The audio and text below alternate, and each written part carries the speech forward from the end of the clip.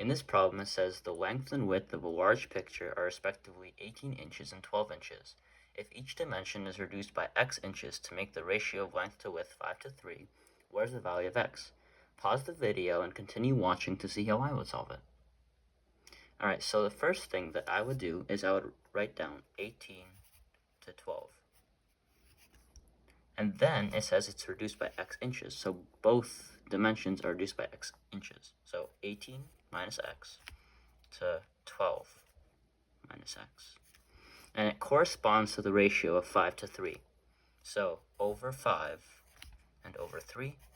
Now we use properties of proportions to say that 3 times 18 minus x is equal to 5 times 12 minus x. And that gives us 54 minus 3x is equal to 60 minus 5x.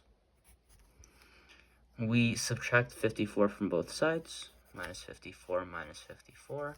We get negative 3x is equal to 6 minus 5x.